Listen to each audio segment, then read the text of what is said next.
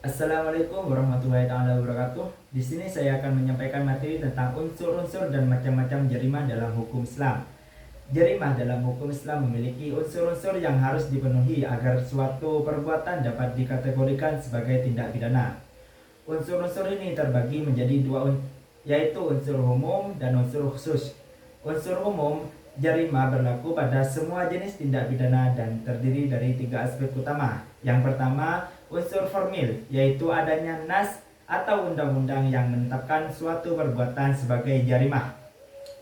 Dalam Islam, prinsip ini dikenal sebagai ar-ruknus syar'i, yang berarti tidak ada perbuatan yang dianggap melanggar hukum tanpa adanya ketentuan dari syariat. Yang kedua yaitu unsur material. Unsur material adalah adanya tindakan yang nyata yang dapat dikategorikan sebagai jarimah, baik berupa perbuatan aktif maupun kelalaian. Unsur ini disebut ar-ruknul maddi dalam hukum Islam. Yang ketiga, unsur moral yang mengacu pada keadaan pelaku yang harus mukallaf yakni seseorang yang berakal dan telah balik sehingga dapat dimintai pertanggungjawaban atas tindakannya. Dalam Islam, unsur ini dikenal sebagai ar-ruknul adabi.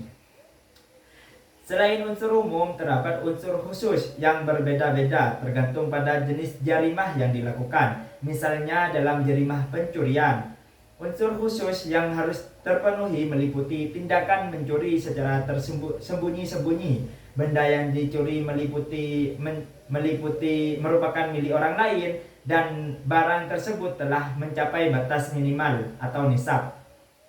Berbeda dengan jarimah hirabah atau perampokan yang mengharuskan pelaku membawa senjata dan melakukan kejahatan secara terang-terangan. Macam-macam jarimah. Jarimah dalam hukum Islam diklasifikasikan berdasarkan beberapa aspek. Yang pertama, dari segi berat dan ringannya hukuman.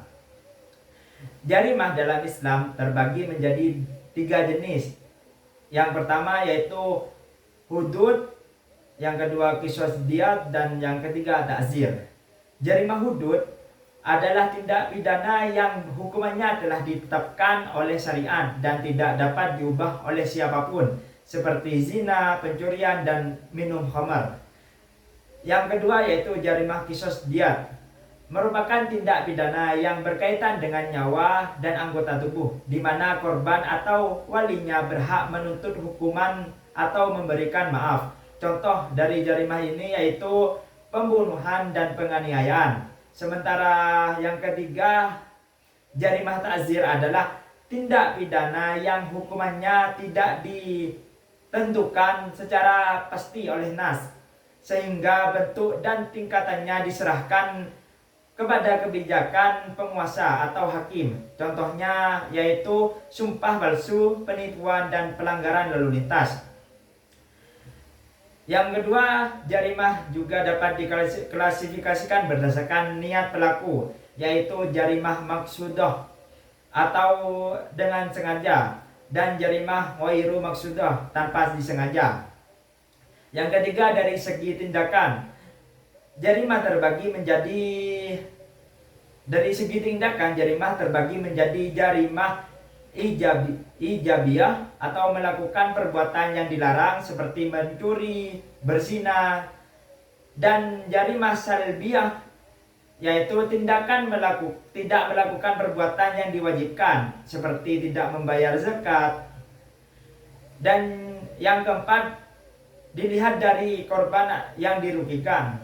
Jarimah terbagi menjadi jarimah terhadap masyarakat seperti zina dan pencurian, serta jarimah terhadap perorangan seperti pembunuhan dan penganiayaan. Yang terakhir yaitu dari segi ketertiban umum.